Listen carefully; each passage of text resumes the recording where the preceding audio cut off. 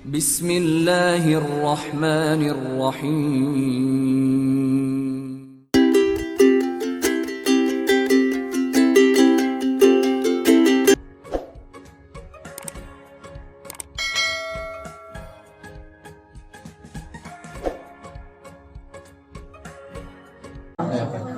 Bismillahirrahmanirrahim. Assalamualaikum warahmatullahi wabarakatuh. Waalaikumsalam warahmatullahi wabarakatuh. Alhamdulillah, innal hamdalillahi nahmaduhu wa nasta'inuhu wa nastaghfiruh wa na'udzu billahi min syururi anfusina wa min sayyiati a'malina.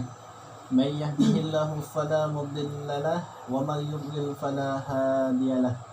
Asyhadu an la ilaha illallah wahdahu la syarika lah wa asyhadu anna Muhammadan abduhu wa rasuluh. Allahumma salli wa sallim wa barik ala sayyidina wa maulana Muhammad wa ala alihi wa ashabihi ajma'in, amma ba'd. Qala Allah ta'ala fil Qur'anil Karim, a'udzu billahi minasyaitonir rajim, bismillahirrahmanirrahim. Inna iddatash syuhuri indallah ithna asyara syahran fi kitabillahi yawma khalaqas samawati wal ard minha arba'atun hurum dzalikad dinul qayyim fala tazlimu fihinna anfusakum ila akhir hayat. Sadaqallahul azim. Yang kami hormati Ketua Majelis Taklim Khairun Nisa Ibu Roslaini beserta pengurus, yang kami hormati tuan rumah pengajian kita di bulan ini, ibu-ibu, nggak apa Pak ya, ibu-ibu sekalian, para jemaah yang insya Allah semoga kita semua senantiasa dirahmati Allah Subhanahu wa Ta'ala. Alhamdulillah, marilah kita selalu bersyukur kepada Allah Subhanahu wa Ta'ala karena atas segala limpahan nikmatnya jualah, sehingga di siang hari yang berbahagia ini kita sama-sama dapat berkumpul di salah satu kediaman anggota majelis taklim kita. Mudah-mudahan setiap niat ikhlas ibu-ibu, langkah kaki yang dilangkahkan menuju majelis taklim ini, atau mungkin ada biaya yang dikeluarkan, semoga itu semua menjadi amal ibadah yang bernilai pahala di sisi Allah, yang kelak akan memberatkan timbangan amal kebaikan kita di yaumil qiyamah. Amin. Dan mudah-mudahan karena itulah Allah redha apa yang telah kita lakukan, sehingga Allah akan memasukkan kita semua nanti ke dalam syurganya. Amin ya rabbal alamin. Kemudian salawat bering salam semoga senantiasa tercurah limpahkan kepada junjungan agung kita Nabi Muhammad sallallahu alaihi wasallam. Ibu-ibu, para jemaah sekalian yang dimuliakan Allah, sebelumnya kami ucapkan permohonan maaf. Hari ini pengajiannya pas nian jam 12, jam 2, ya kan? Biasanya kami setengah 2 lah datang. Cuma setengah 2 lah datang, ibu-ibunya yang belum datang. Nah, kali ini aku coba genian ya. Jam 2 rupanya ngepas nian, alhamdulillah. Jadi yang dulu biasa kita galak ngaji di Talang Jawa Selatan, nah sekarang kita agak jauh dikit ke daerah Reli, dan insya Allah nanti kalau ada umur yang panjang, rencana ibu kita di Muara Siban, walaupun bukan dengan ustadz yang sama ya, tapi tetap ini berarti ada rolling kebaikan. Nah, ya, ada rolling kebaikan yang patut dilestarikan di pengajian ibu-ibu majelis taklim, karena seyogyahnya kebaikan itu jangan didominasi oleh satu orang, sehingga setiap kali ada pengajian selalu di rumahnya, berarti kebaikannya cuma ada di rumah satu orang. Tapi insya Allah dengan cara digilir seperti ini, maka setiap rumah-rumah itu akan mencicipi ya kebaikan-kebaikan dari majelis taklim yang kita selenggarakan di setiap bulannya. Dan barangkali itulah pula nanti malaikat-malaikat di langit akan melihat rumah-rumah ibu-ibu ini adalah rumah-rumah seperti kita melihat cahaya bintang-bintang di langit, walaupun tidak kelihatan langsung, tapi cahayanya ada terlihat. Insya Allah, mudah-mudahan setiap rumah yang nanti dijadikan tempat kita ngaji, tempat kita mengkaji agama Islam, tempat kita mencari ilmu, bersilaturahim, menguatkan ukhuwah Islamiyah di antara kita sesama Islam, ini menjadi keberkahan buat kita sama-sama. Amin. Nah, baik ibu-ibu, para jemaah sekalian yang insya Allah dimuliakan Allah, kali ini bertepatan dengan bulan Muharram. Nah, ya. Mungkin bahasa Ibu Rosladi bulan Syuro. Ya, biasanya orang-orang Jawa itu nyebutnya bulan Syuro, gitu ya. Tapi orang-orang di luar Jawa barangkali lebih mengenalnya bulan Muharram. Nah, maka pada kesempatan ini ibu-ibu, karena momen bulan Muharram, maka yang ingin saya sampaikan pada kesempatan majelis taklim kita hari ini adalah seputar bulan Muharram. Nah, ibu-ibu, biasanya kalau bulan Muharram kita dengarkan itu kayaknya masih belum familiar gitu ya. Maksudnya kita memang belum terbiasa dengan istilah-istilah dalam kalender Hijriyah atau kalender yang seharusnya itu adalah kalendernya orang Islam. Karena memang keseharian kita ini lebih banyak menggunakan penanggalan kalender Masehi. Nah, sehingga banyak di antara kita yang mengaku orang Islam, tapi syiar yang satu ini kurang, ya. Makanya kalau saya di sekolah itu, Bu, pernah nanya-nanya ke anak beberapa kelas untuk menanyakan nama-nama bulan di kalender Masehi dengan nama-nama bulan dalam kalender Hijriyah. Kalau kita minta kepada anak-anak, nak tolong nak sebutkan berurutan nama-nama bulan dalam kalender Masehi yang Januari sampai Desember, maka 100% anak semuanya bisa jawab. Ya, Bu ya. Bahkan begitu dia menyebutkan nama-nama bulan itu secara berurutan, tidak ada yang salah. Bahkan tidak ada jeda antara satu bulan dengan bulan berikutnya. Kenapa? Karena memang nama-nama bulan itu sudah sangat mereka hafal. Karena setiap kegiatan keseharian selalu menggunakan kalender Hijriyah, kalender Masehi. Tapi begitu giliran, nak, tolong nak sebutkan nama-nama bulan dalam kalender Hijriyah, hanya sekitar 5 paling 6 orang yang bisa menyebutkannya secara berurutan. Itu pun tidak lancar, ya kan? Ada jeda antara satu bulan dengan nak mikir ke bulan berikutnya itu apa, ya kan? Mungkin awal-awalnya lancar, ya, Muharram, Safar, nah lalu pergi ya, itu kan? Nah, hal ini ternyata bukan terjadi tanpa sebab, Bu. Tapi karena memang syiar berupa nama-nama bulan di kalender Hijriyah ini kurang banyak kita terapkan dalam kehidupan kita sehari-hari. Nah, karena hal ini kurang dikenalkan kepada anak-anak kita, bahkan kita sendiri orang dewasa Islam juga jarang menggunakannya, maka seringkali kita ini lebih kenal dengan kalender Masehi daripada kalender kita sendiri, kalender Hijriyah. Nah, kalau ku tanya ibu-ibu, bisa nggak jawabnya, Bu? Bisa, insya Allah, Bu ya. Nah, sekarang pertanyaannya, sebutkan, Bu, nama-nama bulan dalam kalender Hijriyah dari awal sampai akhir. Ya, sekarang baca. Coba yang pertama. Muharram. Syafar. Rabiul Awal. Atau Den. Syafar. Muharram. Syafar. Bu.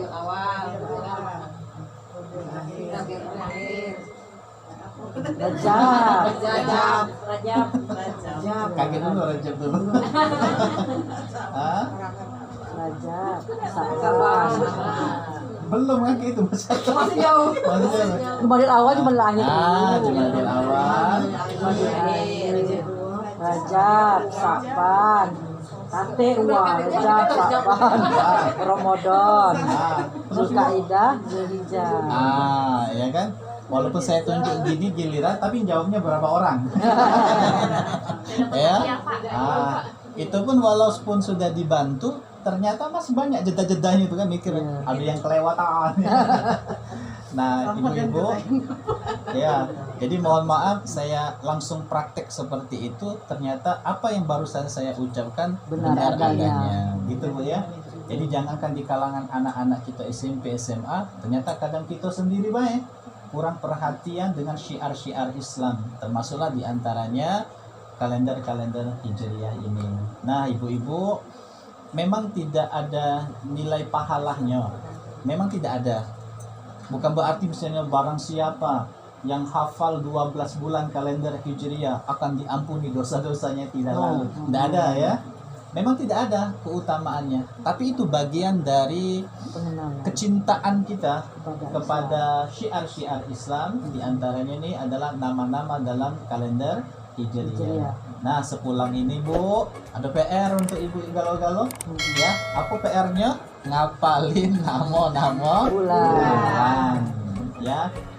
Biar apa? Biar paling tidak kita tidak menjadi bagian orang yang meninggalkan syiar kita sendiri sebagai orang Islam. Itu Bu ya. Nah, baiklah ibu-ibu sekalian, para jemaah yang dimuliakan Allah. Nah, berbicara kita tentang bulan Muharram ini, tentu ada sejarahnya Bu. Nah, sejarah ini juga lah kadang-kadang kita lebih mengenal sejarah kehidupan para pahlawan, ya kan? Baik pahlawan nasional, pahlawan lokal, ketimbang kita tahu sejarah dari penanggalan kalender Hijriah itu sendiri. Nah, maka oleh sebab itu, sebelum nanti kita masuk dalam seluk-beluk bulan Muharram, diantaranya ada himbauan atau sunnah untuk berpuasa, maka di awal ini saya sampaikan dulu berkenaan sejarah kenapa bisa kemudian baru ada penanggalan atau penetapan kalender Hijriah itu, bahkan bukan di zaman Rasulullah Shallallahu Alaihi Wasallam ya. Nah, kapan kalender Hijriah itu baru digunakan?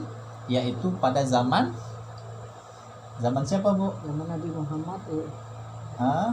ya, hijrah zaman Nabi Muhammad Pak, ya. Waktu dia hijrah ke Madinah.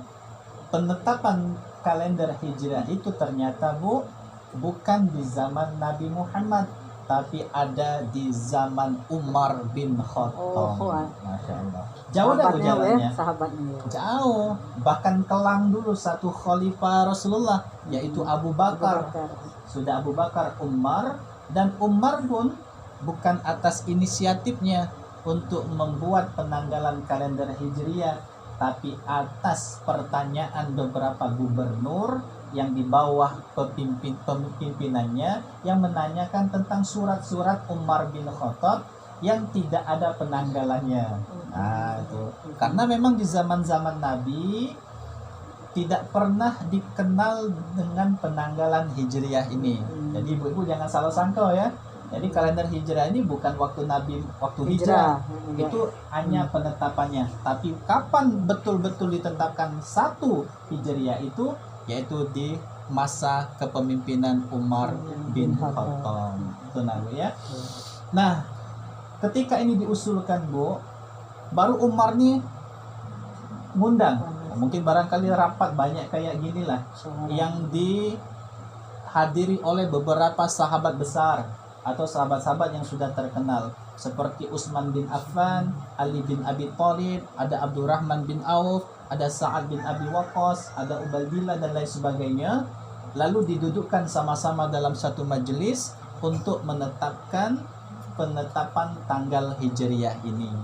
Nah, dari rapat itu banyaklah usulan-usulan masuk. Ada yang ngomong ke, wahai khalifah, kayak mana kalau seandainya penanggalan Hijriah ini ditetapkan ketika Nabi lahir? Miladnya Nabi, kelahiran Nabi. Berarti 12 Rabiul Awal itu ya. Nah, kenapa orang bisa Bu menentukan ke tanggal Nabi itu 12 Rabiul Awal? Ya, karena setelah ditetapkan kalender Hijriahnya dulu. Saya tanya, Nabi lahir tahun apa? Dan gajah. tahun gajah, ya kan? Tidak disebutkan tahun hijriyahnya, karena memang di zaman Nabi sebelum ada kalender hijriyah itu ternyata mereka pakai momen-momen tertentu. Kenapa Nabi disebutkan lahir di tahun gajah? Karena pada saat kelahiran Nabi ada peristiwa besar, yaitu si Abraha itu, Abraha seorang raja yang mengendarai gajah yang kemudian mau menyerang Mekah, menghancurkan Ka'bah. Nah, momen itulah dijadikan sebagai tahun kelahiran Nabi. Tahun disebutlah tahun gajah. Nah, ini menunjukkan memang ternyata penetapan 1 Hijriah itu bukan di zaman Nabi. Nah, intinya gitu, Bu. Ada yang mengusulkan, wahai khalifah, bagaimana nih kalau seandainya penanggalan hijrah ini diawali kelahiran Nabi? Ada juga yang, wahai ini khalifah, bagaimana kalau penetapan awalnya kita ambil dari Nabi di pertama kali diangkat menjadi Rasul, berarti umur 40 tahun. Ada juga kemudian mengusul seorang yang cerdas, yaitu bernama Ali bin Abi Thalib, mengusulkan khalifah, bagaimana kalau penetapan awal tanggalnya itu adalah ketika Nabi kita hijrah dari kota Mekah ke kota Madinah. Nah, ternyata dari seluruh usulan-usulan ini yang disepakati adalah usulan Ali bin Abi Thalib, menjadikan peristiwa hijrah Nabi itu sebagai penanggalan 1 Hijriah. Makanya dikenal dengan Hijriah. Nah, ini Ibu ya. Nah, jadi oleh karena itu ibu-ibu jangan tidak tahu. Ternyata inilah sejarahnya bagaimana dalam Islam baru ada penanggalan Hijriah ini. Nah, ibu-ibu para jemaah yang dimuliakan Allah, walaupun penanggalan 1 Hijriah itu baru ada di zaman Umar bin Khattab, tapi orang-orang Arab dulu memang sudah ada namanya, Bu. Jadi mereka tahu kalau itu adalah bulan Muharram. Mereka tahu setelahnya itu adalah bulan Safar. Mereka tahu terus bulan sampai bulan Zulhijjah mereka tahu. Tapi tahunnya mereka tidak pakai. Itu yang menjadi perbedaannya. Nah, maka ketika ini sudah ada namanya, sudah ada penanggalan kalender Hijriah, maka kalender itulah baru disusun sampai sekarang yang jumlahnya sudah 1444 Hijriah. Nah, itu Bu ya asal muasalnya. Jadi ini pengetahuan awal dulu kita tentang kalender Hijriah. Nah, baiklah ibu-ibu para jemaah yang insyaallah dimuliakan Allah. Sekarang kita harus tahu dulu apa itu bulan Muharram, ya. Bulan Muharram itu adalah bulan pertama yang telah ditetapkan di dalam kalender Hijriah. Berarti setiap tahun baru itu selalu diawali dengan bulan Muharram. Nah, bulan Muharram ini Bu memiliki keistimewaan, memiliki kemuliaan ya, dan keutamaan yang sangat besar. Dan kemuliaan bulan Muharram ini bisa kita lihat dari beberapa petunjuk Allah dan Rasulnya. Yang pertama ada di dalam Al-Quran, ya. Dalam Al-Quran Allah berfirman, Inna iddatasyuhuri indallah Ithna asyara syahran fi kitabillahi yawma khalaqas samawati wal ardh minha arba'atun hurum dzalikad dinul qayyimu fala tazlimu fihinna anfusakum. Jadi dalam Al-Quran ini Allah berfirman, walaupun tidak disebutkan Muharram, nanti kita jelaskan kenapa bisa ada di dalamnya itu salah satu bulan Muharram. Ya, apa firman Allah ini? Diawali dengan Inna iddatasyuhuri indallah. Kata Allah sendiri berfirman, sesungguhnya bilangan bulan di sisi Allah itu Ithna asyara syahran, ada 12 bulan Bu. Jadi dalam Al-Quran itu lagi disebutkan bahwa setahun itu memang jumlah bulannya ada 12. Tapi yang menariknya adalah di sini. Kapan 12 bulan itu ditentukan Allah? Allah jawab, fi kitabillahi yauma khalaqas samawati wal ardh.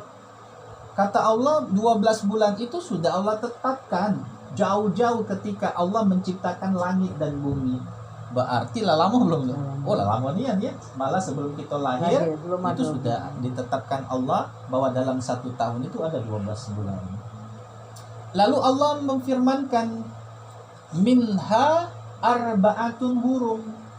Dari 12 bulan itu Allah menetapkan minha, diantaranya itu arba'atun hurum. Ada 4 bulan yang Allah haramkan. Berarti dimuliakan maksudnya ya. Sama seperti tanah haram Bu ya. Tanah haram itu di mana? Di Mekah, Mekah dengan Madinah. Madinah. Disebutlah tanah haram. Bukan begitu kita tidak Jadi najis haram. atau haram, bukan. Ya. Tapi menunjukkan tanah itu adalah tanah yang mulia. Maka kalau disebut itu adalah bulan haram oleh Allah, maka menunjukkan bulan-bulan itu adalah bulan yang mulia. Gitu ya. Lalu Allah firmankan dzalikad dinul qayyim. Penetapan Allah itu adalah ketetapan agama yang lurus, kata Allah. Fala tazlimu fihinna anfusakum. Maka janganlah, kata Allah, kalian berbuat zolim atau menzolimi diri kalian sendiri di 4 bulan tersebut. Nah, saya tidak bahas yang ayatnya nanti Bu ya. Saya bahas hal-hal seputar Muharramnya saja. Tapi ayat ini menunjukkan Bu, menunjukkan kemuliaan bulan Muharram. Karena dari 4 bulan yang Allah sebutkan sebagai bulan haram ini, ternyata kata Rasulullah diantaranya adalah bulan Muharram. Ya, bulan 4 ini sudah sering saya sampaikan Bu Rusya. Yang pertama adalah bulan Zulqa'dah, bulan Zulhijjah, bulan Muharram, dan bulan Rajab. Itu ya. Berarti bulan Muharram ini disebutkan oleh Rasulullah sebagai salah satu dari 4 bulan yang haram ini.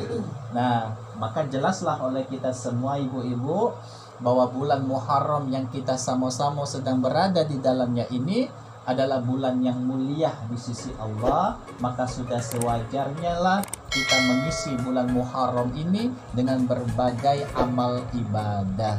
Karena kata Ibnu Abbas radhiyallahu anhuma, siapa yang melakukan kebaikan di bulan haram ini, termasuklah di bulan Muharram, maka pahalanya itu besar di hadapan Allah.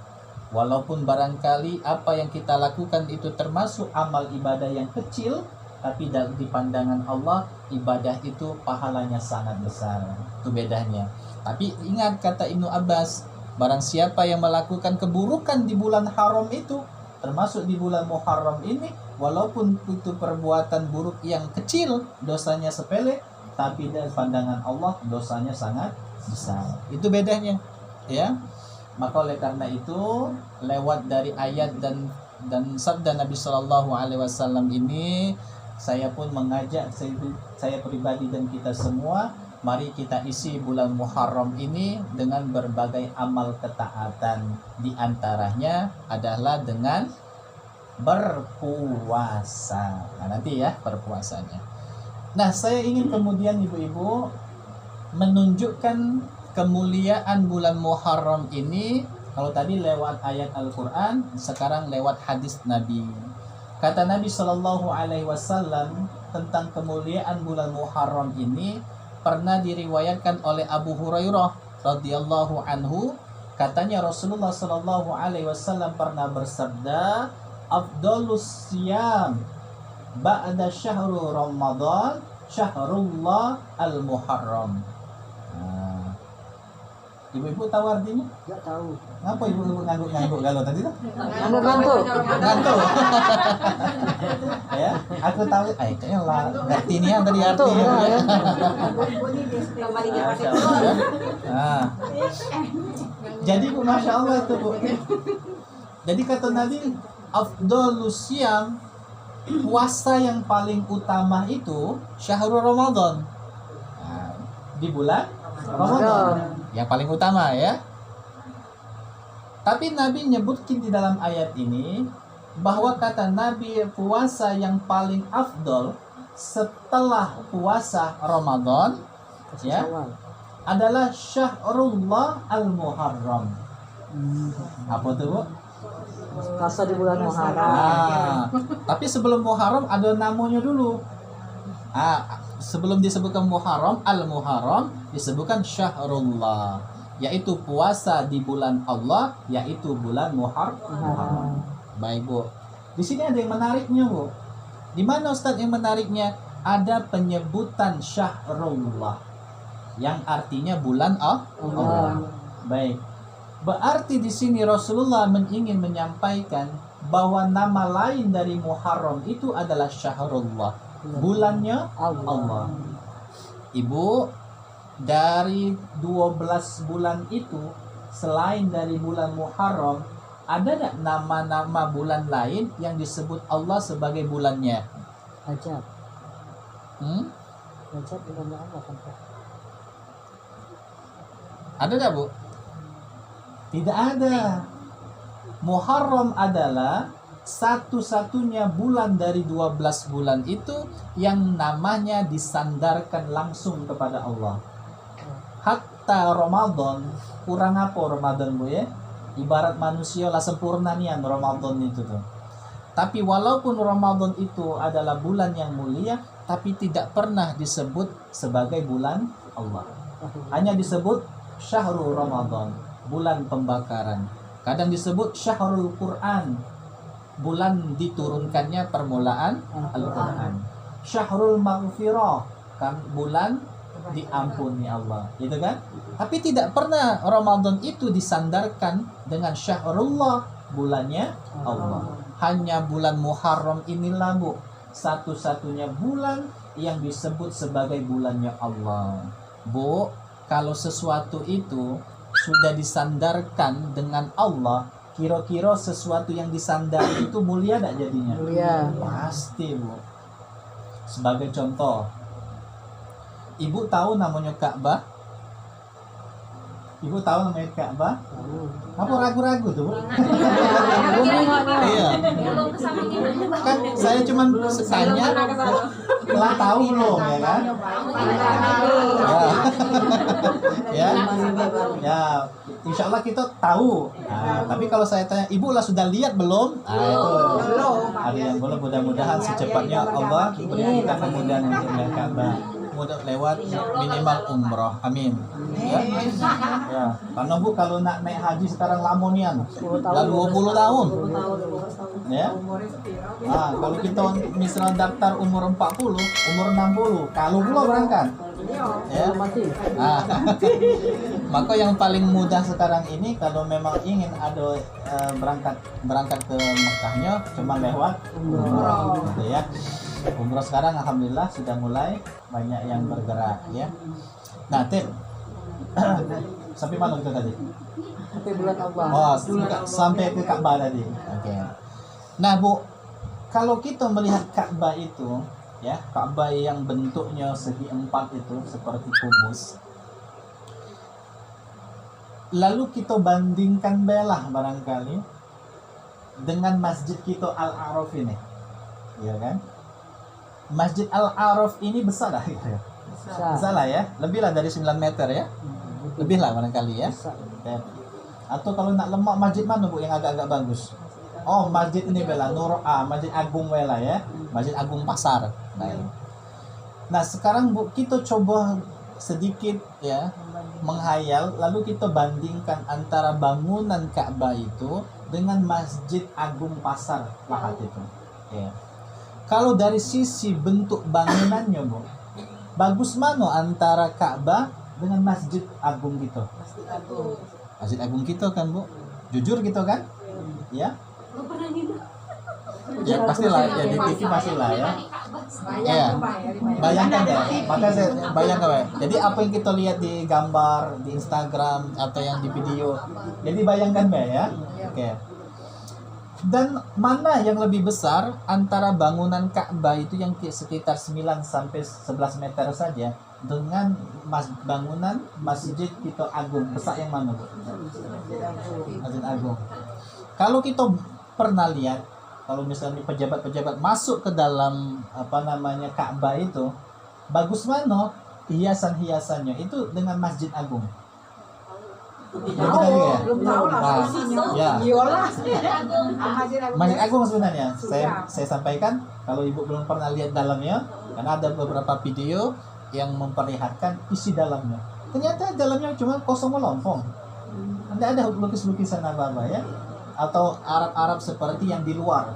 Kalau Ka'bah di luar kan namanya dikelambuin, Ibu. Namanya al-kiswah, ya.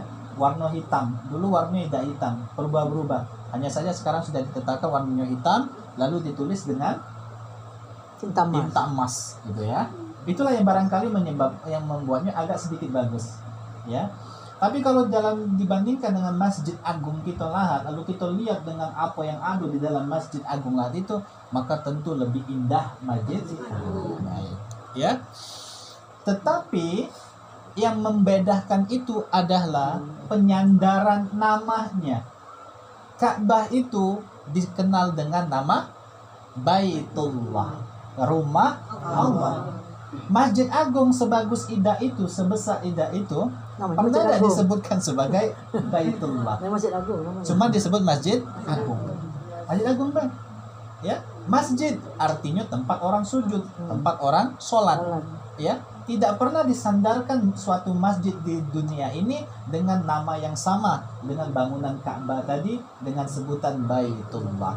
Ini bangunannya tidak seberapa, luasnya juga tidak seberapa, tapi disandarkan dengan nama Allah. Baitullah, rumah Allah. Sehingga jadilah bangunan yang namanya disandarkan dengan Allah, maka bangunan ini menjadi mulia. Ya, sehingga tidak ada orang Islam yang ketika dia sholat melainkan dia menghadapkan dirinya pasti mengarah ke kiblat, yaitu Ka'bah. Ya, Ibu ada yang sholat membelakangi Ka'bah, nggak berani kan? Karena memang itu masuk syarat sahnya. Baik. Nah, ibu-ibu, ini menunjukkan apa? Jangankan bulan, benda saja kalau disangkut pautkan dengan nama Allah yang mulia, maka benda itu jadi mulia. Ya kan? Nah, ini menunjukkan bahwa setiap apa saja yang disandarkan dengan nama Allah pastilah menjadi mulia. Maka kalau benda saja menjadi mulia, tentu manusia pun yang namanya disandarkan atau gelarnya disandarkan dengan Allah pasti mulia juga. Siapa, Bu? Yang namanya gelarnya mulia karena disandarkan kepada Allah, yaitu para nabi, para rasul. Nabi itu disebut Nabiullah, Nabi Allah. Rasul-rasul besar disebut siapa? Rasulullah, utusan Allah. Maka mereka ini jadi manusia-manusia pilihan yang dikehendaki Allah, sehingga mereka ini menjadi manusia yang mulia. Nah, itu, Bu, ya. Lagi-lagi disandarkan nama Allah. Nah, kita sikok lagi contoh, Bu. Ibu tahu Al-Quran? Al-Quran disebut apa, Bu? Kitabullah. Mantap, ya kan? Lagi-lagi ada Allahnya. Nah, disebut Kitabullah berarti kitab Allah yang isinya adalah firman-firman Allah. Nah, sekarang, Bu, cobalah kita bandingkan Al-Quran dengan buku tulis biasa. Itu bahan dasar kertasnya sama tak? Sama lah ya, sama karena sama-sama dari bahan kertas, gitu ya. Nah, cuman bedanya Al-Quran itu bahan kertasnya di atasnya menuliskan firman-firman Allah. Lalu kertas yang satunya ditulis juga, tapi dengan perkataan-perkataan manusia. Sekarang saya tanya, dari dua kitab itu, ya, mana yang berani Ibu lempar? Buku biasa. Kan? Buku biasa. Ya, misalnya buku tulisan anak kita, tulisan sekolah, anak kita berbur, tidak masalah kan? Tapi begitu ada mushaf Al-Quran, berani tidak kita lemparnya? Tidak berani. Bukan karena takut kualat, Bu, ya. Tapi ya, bukan karena takut kualatnya, kakek besulan ya. Tapi karena kemuliaannya itu. Nah, itu ya. Jadi ternyata benda saja yang dengan dasar yang sama, bahan yang sama, tapi ketika ditulis dengan firman Allah, maka benda itu menjadi mulia. Sampai-sampai kalau kita bawa Al-Quran, tidak berani kita bawa macam ini kan Bu? Nah, pasti mau ya. Tidak berani duduknya pun tidak berani dibawa kayak gini, pasti diangkat. Nah itu menunjukkan bahwa segala sesuatu itu kalau disandarkan dengan Allah maka dia akan menjadi mulia. Nah termasuklah di bulan Muharram ini Bu, nama lainnya adalah bulan Allah atau Syahrullah. Nah ibu-ibu para jemaah yang insya Allah dimuliakan Allah, di bulan Muharram ini ada amalan Bu. Gak ada Bu? Nah, tapi tidak zikir 3000 kali enggak ya. Amalannya langsung dari Nabi, bukan dari saya ya. Amalannya dari Nabi. Dan amalan ini cuma satu juga, dan insya Allah semua pasti bisa kecuali yang punya halangan. Apa itu amalan di bulan Muharram ini? Ada anjuran untuk berpuasa. Nah ya, di mana letak puasanya? Yang inilah yang nak kita jelaskan. Jangan sampai nanti semangat berpuasa tapi salah dalam mengamalkannya. Itu Bu ya. Boleh semangat ibadah itu, boleh semangat nak meraih keridhaan Allah, tapi dengan cara yang benar sesuai dengan petunjuk Nabi kita Muhammad sallallahu alaihi wasallam. Nah, ibu-ibu para jemaah yang dimuliakan Allah, saya sampaikan dulu tentang keutamaannya. Karena biasanya ibu-ibu ini kalau dinjuk keutamaan melakukan satu amal ibadah, biasanya lebih semangat kan Bu? Betul lah Bu? Betul Bu ya. Tapi kalau disuruh tidak kati upah, kira-kira galak dah? Tetap galak ya. Tapi belum pernah ada di dalam ajaran Islam ibadah yang diperintahkan wajib maupun sunnah yang tak kati upah. Seluruhnya pasti ada upah. Minimal Bu ya. Niat bayar ada upahnya? Ada.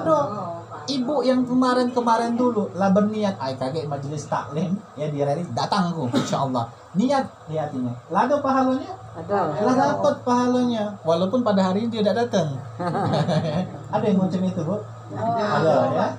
Jadi ternyata dalam Islam belum digawe ke baru terniat di hati. Lah dapat pahala. Tapi jangan pula seluruhnya niat galau. Ya. Malam nak tahajud. Rupanya kesiangan ya. Ya. Nah, boleh niat karena memang sesuatu itu diawali dengan niat. Nah, pertama ini adalah keutamaannya.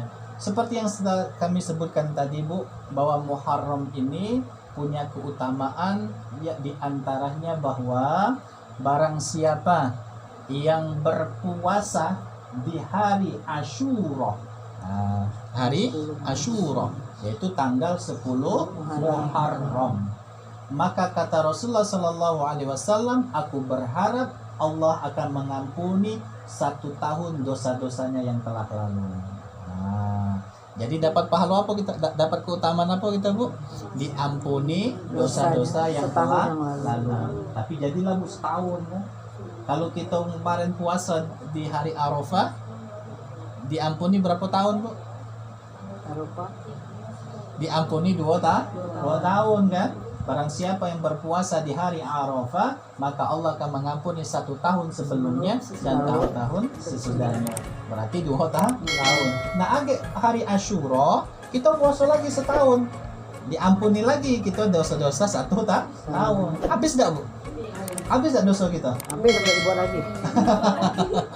Ya minimal setahun kemarin sudah selesai. Ibarat rumah 2 kali dipel, kira-kira rumah itu bersih dah Bu? Bersih, wangi dah, mengkilat dah? Belum tentu, jengok dulu lantainya. Kalau lantainya marmer, oke lah mengkilat. Nah kalau marmernya tanah, ya. Nah jadi ternyata Masya Allah, siapa yang nanti kita puasa di hari Asyura 10 Muharram, insya Allah Allah akan mengampuni dosa-dosanya 1 tahun yang lalu. Nah pertanyaannya adalah, kapan tanggal 10 Muharram? Kira-kira ibu-ibu kapan itu Bu? Senin. Hitung-hitungan kita kalau waktu tadi masuk itu adalah di hari Sabtu, tanggal 1-nya, berarti Sabtu, Minggu, Senin, Selasa, Rabu, Kamis, Jumat, Sabtu, Minggu, Senin. Hari ini hari Minggu. Sabtu. Berarti ada 2 hari kaget. Kita sama-sama kalau bisa tidak ada halangan puasa. Puasa apa Ustaz? Puasa Asyura. Oke. Nah, yang lemaknya Bu, puasa Asyura age kan bertepatan dengan hari Senin. Senin. Lantak gelah pula puasa Seninnya, ya kan? Jadi boleh Ustadz niat dengan dua niat? Maka jawabannya boleh. Oh, boleh. Asalkan puasa itu sama-sama hukumnya sunnah.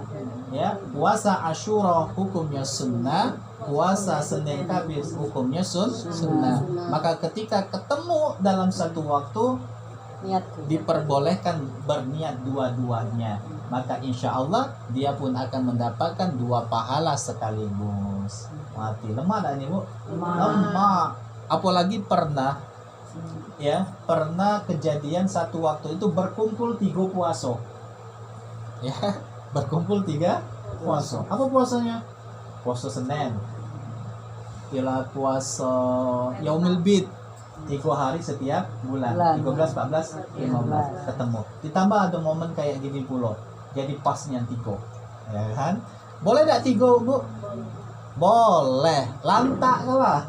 Gawe cuma sekali. Gawainya cuma sekali inilah. Sekali puasa tapi dapat 3 pahala. Nah, ini hanya berlaku antar sesama puasa yang hukumnya sunnah. Tapi kalau dengan puasa wajib tidak jadi. Yang bayar utang jadi bisa. Misalnya ya. qadha puasa Ramadan. Puasa Ramadan, Senin lagi aku nak puasa qadha lah, mayar Ramadan dulu ada 3 hari. Kebenaran hari Senin tidak bisa digabung, ya. Cukup dengan puasa qadha itu, karena itu adalah lain tingkatan hukumnya. Satunya wajib, satunya sunnah. Jadi tidak bisa digabungkan. Nah, itulah pendapat para ulama. Nah, baiklah Bapak Ibu-ibu, para jemaah yang insyaallah dimuliakan Allah, ya. Nah, ada hal yang menariknya Bu. Ternyata selain daripada puasa Asyura, kita juga mengenal ada namanya puasa Tasu'ah, yaitu puasa tanggal 9-nya. 9 Muharram. Nah, sebelum saya jelaskan, kira-kira boleh tak kita puasa di tanggal 9 ini Bu? Boleh, hari Seminggu besok lah. Boleh. Besok kan tanggal 9 Minggu, boleh. Yang jelas itu kan yang di hari Senin. Nah, tanggal 9-nya boleh tak? Boleh. Dari mana tahu boleh? Hari puasa Tasu'ah tadi? Puasa Tasu'ah tadi ya, karena disebut namanya ya. Nah, baik Bu, puasa Tasu'ah ini adalah puasa yang tidak pernah digawe ke Nabi. Jadi tak ada ya. Baik, sekarang saya tanya lagi kan. Saya kasih penjelasan awal. Puasa Tasu'ah tanggal 9 tanggal 9 Muharram adalah puasa yang tidak pernah dilakukan Nabi.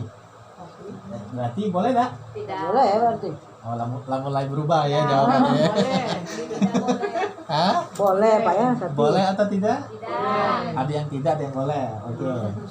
Jadi Bu, puasa Tasu'ah ini muncul adalah karena waktu Nabi tinggal di Madinah, Nabi melihat orang-orang Yahudi dan Nasrani ini berpuasa di tanggal 9. Nabi nanya, apa yang mereka lakukan? Sahabat ngomong, mereka puasa ya Rasulullah. Atas dasar apa mereka berpuasa? Sahabat jelasin, ya Rasulullah, mereka berpuasa di tanggal 9 Muharram karena ini bertepatan tanggal di mana Bani Israel, Bani Israel dulu diselamatkan Allah dari Fir'aun dan bala tentaranya. Maka untuk mengenang peristiwa besar itu, mereka berpuasa di tanggal 9 Muharram. Nabi dengar kalau itu alasannya, maka Nabi langsung buat pernyataan. Kalau itu alasannya, kita yang lebih berhak berpuasa di tanggal 9. Kalau macam itu kata Nabi, itu bahasa aku ya, macam itu ya. Bukan bahasa Nabi ya. Kalau begitu, tahun depan kata Nabi, kita puasa juga tanggal 9, 10. Tapi Allah berkata lain. Ketika Nabi sudah ngucapin seperti itu, Nabi tidak sampai umur ke bulan Muharram berikutnya. Ya dia nangis puasa lagi. Ya, jadi Nabi cuma ngucapin tapi tidak pernah Berpuasa. melakukannya. Paham Bu ya? Paham. Jadi jawabannya boleh apa tidak? Boleh. Nah, baru sekarang akur ya. Nah, walaupun tadi tidak boleh. Boleh. Nah, sekarang jawabannya sudah pas ya. Begitu sudah dijelaskan, maka ketetapannya adalah boleh. Disebutlah dengan puasa itu puasa tasyu'a. Maka bagi ibu-ibu yang ingin berpuasa di 2 harinya, berarti mulai besok lah puasa, Ya. ya. Puasa tasyu'a, besoknya lagi hari Senin baru puasa Asyura. Nah, tapi aku tidak tahu apa keutamaan puasa itu. Ya, kalau yang Asyura itu keutamaannya diampuni dosa-dosa yang telah lalu. Tapi kalau tasyu'a, Allahu a'lam. Tapi yang jelas, yang namanya puasa itu kalau dikerjakan apapun namanya, baik wajib maupun sunnah, minimal dapat 2. Apa kata Nabi? Was-shaimina was-shaimat. Laki-laki dan perempuan yang berpuasa, a'addallahu lahum maghfiratan wa ajran azimah. Maka Allah telah menyediakan buat orang yang berpuasa itu 2. Apa? Ajran maghfirah wa ajran azimah. Pertama adalah ampunan dari dosa-dosanya. Yang kedua adalah ajran azimah, pahala yang besar. Nah, apa bentuk puasanya? Termasuk tasyu'a tadi, maka minimal dia dapat yang 2 ekor ini dulu. Diampuni dosa-dosanya dan dikasih pahala yang besar. Nah, itu Bu ya. Nah, ibu-ibu para jemaah yang dimuliakan Allah, barangkali sekitar inilah ya pengetahuan tentang bulan Muharram yang dapat kami sampaikan. Kalaupun ada sesuatu hal yang ingin ditanyakan, silakan nanti kita masuk di sesi tanya jawab sebelum nanti kita tutup dengan berdoa. Barangkali inilah yang dapat kami sampaikan. Menutup ini mudah-mudahan Allah memberikan kita taufik dan hidayahnya. Semoga Allah mudahkan kita besok dan besoknya lagi untuk dapat melakukan amal ibadah berupa puasa di bulan Muharram. Amin ya rabbal alamin. Wallahu alam bissawab. Kami akhiri wabila taufik wal hidayah. Wassalamualaikum warahmatullahi wabarakatuh. Ayo ibu-ibu, ada Halo, yang Bu. mau bertanya? Apa